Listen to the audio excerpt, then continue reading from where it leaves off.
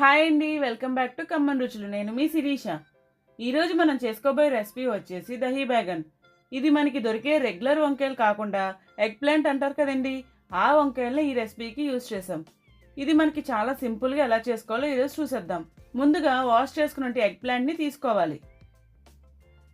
ఇలా తీసుకున్న తర్వాత నేను మీకు చూపిస్తున్న విధంగా చక్రాల్లా కట్ చేసుకొని పక్కన పెట్టుకోవాలి.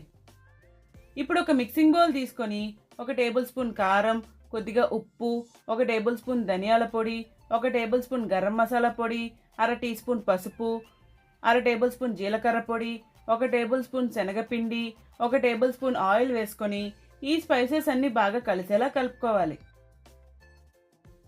ఇలా కలుపుకున్న తర్వాత కొద్దిగా వాటర్ని కూడా యాడ్ చేసుకొని ఉండలు లేకుండా బాగా కలుపుకోవాలి. ఇలా కలుపుకున్న తర్వాత ఇందులోనే మనం ముందుగా కట్ చేసి పక్కన పెట్టుకున్న ఎగ్ ప్లాంట్కి ఈ మసాలాలన్నీ బాగా పట్టేలా కలుపుకొని పక్కన పెట్టుకోవాలి.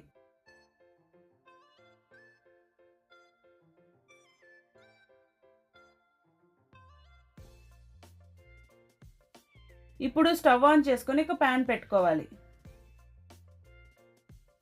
ఆ తర్వాత కొద్దిగా ఆయిల్ వేసుకొని ప్యాన్ మొత్తం స్ప్రెడ్ చేసుకోవాలి.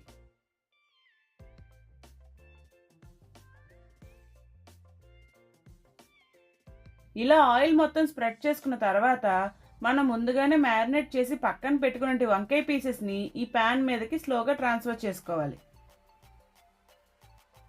ఈ సమయంలోనే ఫ్లేమ్ అనేది మీడియంలో పెట్టుకొని 2 వైపులా తిప్పుకుంటూ బాగా ఫ్రై చేసుకోవాలి.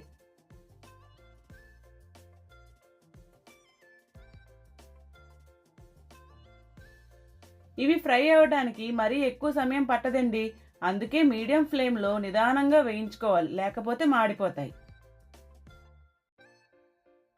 అన్నట్టు మరొక మాట, నా వీడియోస్ నచ్చితే సబ్స్క్రైబ్ చేయండి, మరెన్నో రెసిపీస్ మీతో షేర్ చేసుకుంటాను. ఇలా 5 నిమిషాలకి బాగా ఫ్రై అయిన తర్వాత ఒక బౌల్లోకి ట్రాన్స్ఫర్ చేసుకుని పక్కన పెట్టుకోండి. ఇప్పుడు ఇంకో ప్యాన్ పెట్టుకొని 1 టేబుల్ స్పూన్ ఆయిల్ వేసుకోవాలి. ఆయిల్ హీట్ అయిన తర్వాత 1 టేబుల్ స్పూన్ జీలకర్ర, 1/2 టేబుల్ స్పూన్ ఆవాలు, 3 ఎండుమిరపకాయలు, గుప్పెడు కరివేపాకు వేసుకొని దోరగా వేయించుకోవాలి.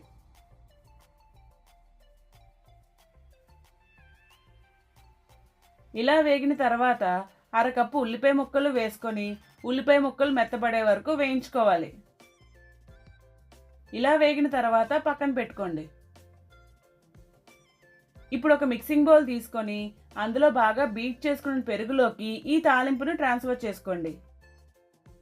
ఇప్పుడు కొద్దిగా ఉప్పు, 1/2 టీ స్పూన్ పసుపు వేసుకుని బాగా కలుపుకోవాలి.